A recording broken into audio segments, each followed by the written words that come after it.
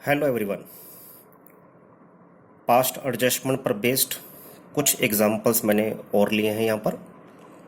आइए उन एग्जांपल्स को समझते हैं किस तरीके से उनको सॉल्व किया जाएगा। X Y and Z are partners in a firm sharing profits and losses in the ratio of 5:3:2। Their fix capitals were ₹3 lakh, ₹2 lakh and ₹1 lakh respectively. For the year ended 31st March 2020, interest on capital was credited at the rate 10% per annum instead of 8% per annum. Pass adjustment entry. इस question में हमने गलत rate of interest partner को दे दिया है। यहाँ पर हमने उनको इंटरेस्ट ऑन कैपिटल ज़्यादा क्रेडिट कर दिया। कितना इंटरेस्ट ऑन कैपिटल हमने दे दिया? 10%, जबकि देना कितना था? 8%। तो ज़्यादा इंटरेस्ट रेट हमने उनको प्रोवाइड किया। तो ऐसे क्वेश्चन को कैसे सोल्व किया जाएगा? जो गलत रेट ऑफ इंटरेस्ट हमने उनको दिया है वो हम उनसे वापस ले लेंगे, और जो सही रेट ऑफ इंटरेस्ट उनका बनता है वो हम उनको अलाउ करेंगे। तो टेबल शोइंग एडजस्टमेंट्स हमने तैयार करी। Interest on capital at the rate 10% per annum हमने डेबिट कर दिया, मीन्स फर्म ने पार्टनर से वापस ले लिया, क्योंकि बाय मिस्टेक हम 10% per annum interest on capital allow कर चुके हैं, जबकि एक्चुअल रेट 8% पर एनम है। तो 10% पर एनम डेबिट कर दिया। 10% हमने कैपिटल पे कैलकुलेट किया तो हमारे पास आ गया एक्स का 30,000, वाई का 20,000 और जेड का 10,000, और टोटल फर्म का आ गया 60,000। Interest on capital at the rate 8% per annum, जो कि सही रेट ऑफ इंटरेस्ट था, वो हमने उनको अलाउ कर दिया। ब्रैकेट में आप लिखेंगे क्रेडिट, जो फर्म ने देना है। 8% कैपिटल पे कैलकुलेट किया तो एक्स के कैपिटल पे 8% आ गया 24,000, और वाई के कैपिटल पर 8% आ गया 16,000, और जेड के कैपिटल पर 8% आ गया 8,000, और फर्म का टोटल आ गया 48,000। दोनों का हमने डिफरेंस ले लिया। जैसा कि आप देख रहे हैं कि डेबिट ज़्यादा है एज कंपेयर टू क्रेडिट, तो हमारे पास नेट डेबिट आ जाएगा। नेट डेबिट एक्स का 6,000, वाई का 4,000 और जेड का 2,000, और फर्म का नेट डेबिट आ गया 12,000।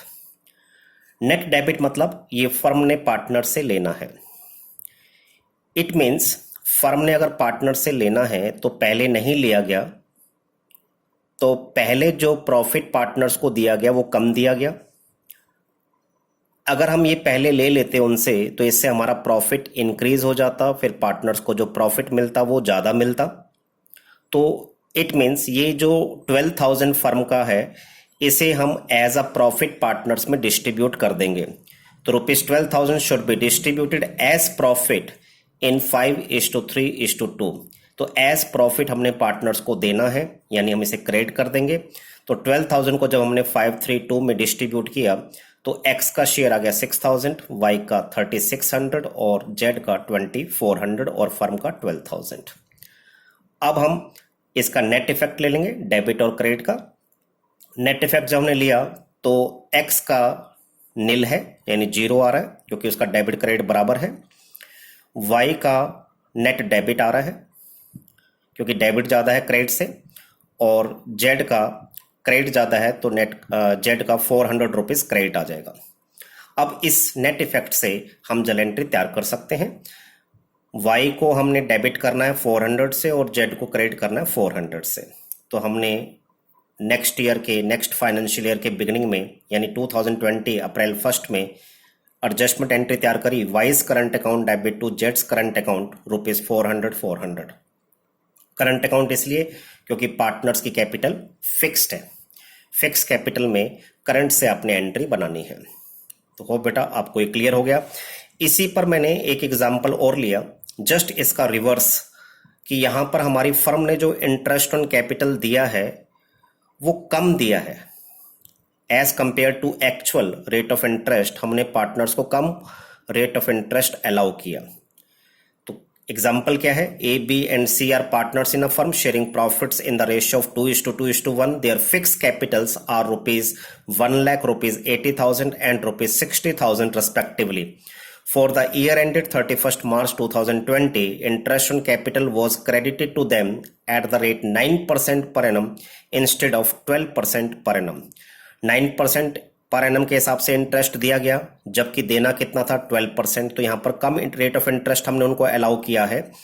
Give the adjustment journal entry. Adjustment journal entry आपने तैयार करनी है। अगेन हमने एक टेबल शोइंग एडजस्टमेंट तैयार करा। Interest on capital at the rate 9% per annum जो हम दे चुके हैं गलती से, वो हमने वापस ले लिया, यानी डेबिट कर दिया। कैपिटल का 9% हमने कैलकुलेट कर लिया। 1 लाख का 9% 9,000, 80,000 का 9% 7,200 और 60,000 का 9% 5,400 और फर्म का टोटल आ जाएगा 21,600।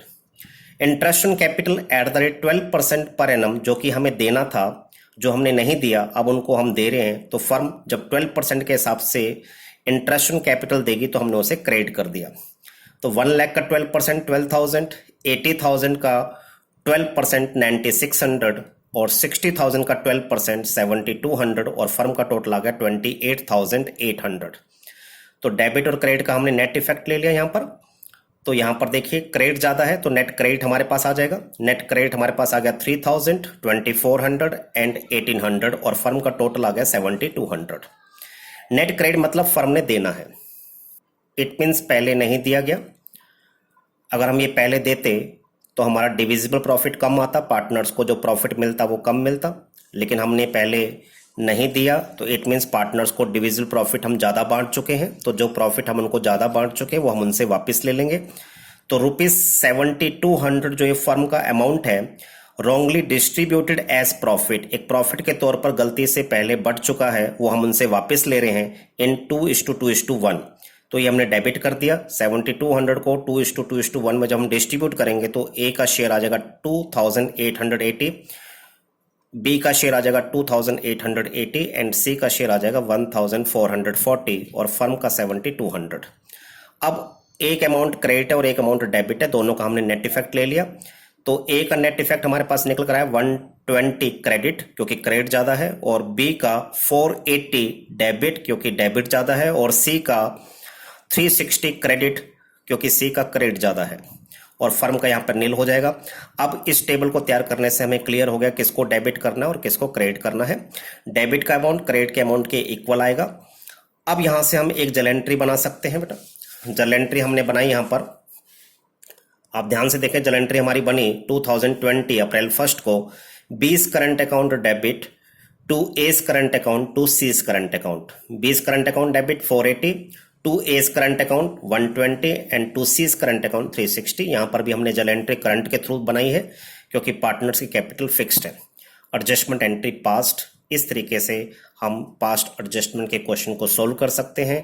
पहला क्वेश्चन मैंने लिया जिसमें हमने बाय मिस्टेक ज़्यादा रेट ऑफ इंटरेस्ट अलाउ कर दिया, और दूसरा एग्जाम्पल मैंने लिया जिसमें बाय मिस्टेक हमने कम rate of interest on capital allow किया। अब एक एग्जाम्पल हम और डिस्कस करते हैं। A, B and C have been sharing profits in the ratio of 3:2:1 respectively. C wants that he should share profits equally along with A and B, and he further wants that change in profit sharing ratio should be applicable retrospectively for the last 3 years. Other partners have no objection to this.